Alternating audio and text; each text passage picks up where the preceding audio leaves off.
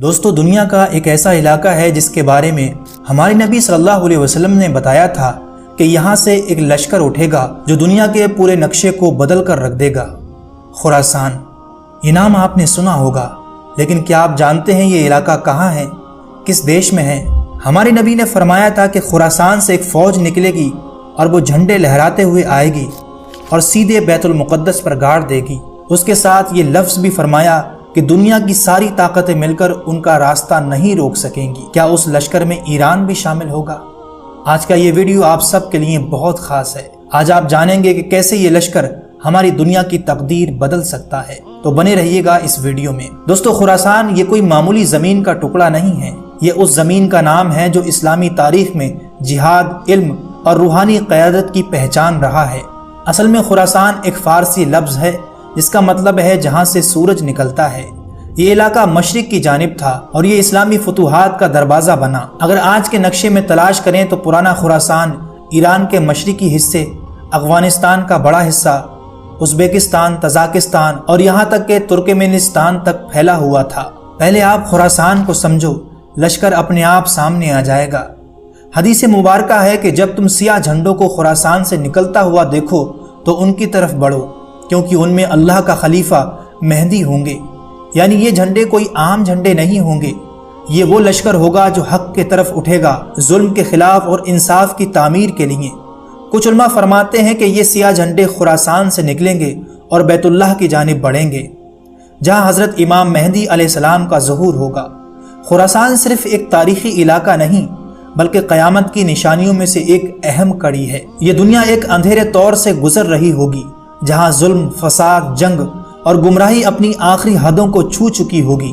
مسجدیں ہوں گی مگر نماز میں دل نہیں، قرآن ہوگا مگر اس پر عمل نہیں، اور اس وقت جب امت مایوس ہوگی اللہ اپنے ولی کو اجاگر فرمائے گا، حضرت امام مہدی علیہ السلام، جن کا نام رسول اللہ صلی اللہ علیہ وسلم کے نام پر ہوگا، یعنی محمد بن عبداللہ۔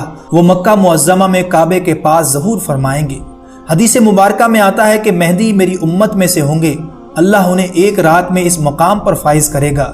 یعنی یہ مطلب ہے کہ وہ کوئی سیاسی لیڈر نہیں ہوں گے، وہ تو انکساری کے ساتھ چھپے ہوں گے لیکن لوگ انہیں پہچان لیں گے۔ خراسان کا لشکر جس کے پاس کالے جھنڈے ہوں گے مکہ پہنچے گا، لوگ انہیں مجبور کریں گے کہ وہ خلیفہ بنے، اور پھر کعبہ کے سامنے بیعت ہوگی، 7 افراد بیعت کریں گے، پھر سینکڑوں، اور وہیں سے اسلامی انقلاب کی بنیاد رکھی جائے گی۔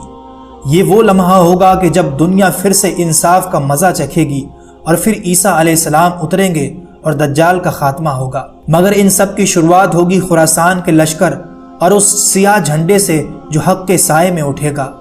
اب سوال یہ ہے کہ یہ خراسان کا لشکر کون ہوگا؟ کون ہوں گے وہ لوگ جن کی تحریک حدیث میں بشارت کے طور پر بیان کی گئی ہے؟ کیا وہ عام فوج ہوگی؟ یہ لشکر دنیا کے کسی طلب میں نہیں بلکہ رب کی رضا اور دین کی عزت میں اٹھے گا۔ ان کی کچھ خاص پہچانیں حدیثوں اور علماء کے تذکروں میں واضح ہوتی ہیں۔ حدیث میں صاف الفاظ ہیں کہ سیاہ جھنڈے خراسان سے نکلیں گے۔ تاریخ بتاتی ہے کہ قدیم خراسان میں آج کا افغانستان، ایران کا مشرقی علاقہ، تاجکستان اور سینٹرل ایشیا کے کچھ حصے آتے ہیں۔ رسول اللہ صلی اللہ علیہ وسلم نے فرمایا، جب سیاہ جھنڈے خراسان سے نکلیں تو ان کی طرف بڑھو۔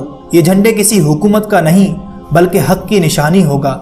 یہ لوگ جنگجو اور متقی ہوں گے۔ یہ لوگ ایسے ہوں گے جو علم اور جہاد دونوں سے لیس ہوں گے، نہ ظالم ہوں گے نہ ظالموں کے مددگار۔ ان کا مقصد صرف ایک ہوگا، حضرت امام مہدی علیہ السلام کے لیے زمین ہموار کرنا۔ یہ لشکر کوئی دوستو گزرے ہوئے زمانے کی کہانی نہیں بلکہ آنے والے دور کی حقیقت ہے۔ اس لشکر میں ہم نہ ہوں مگر ہماری اولادیں ہوں گی۔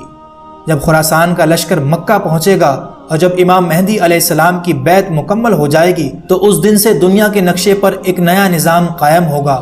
وہ نظام نہ پونجی بات کا ہوگا نہ سیکولرزم کا، بلکہ عدل، انصاف اور شرعی جہاد کا ہوگا۔ جہاد صرف تلوار کا نہیں بلکہ نفس کے خلاف بھی ہوگا۔ حضرت امام مہدی کا نظام دلوں کو فتح کرنے کا نظام ہوگا۔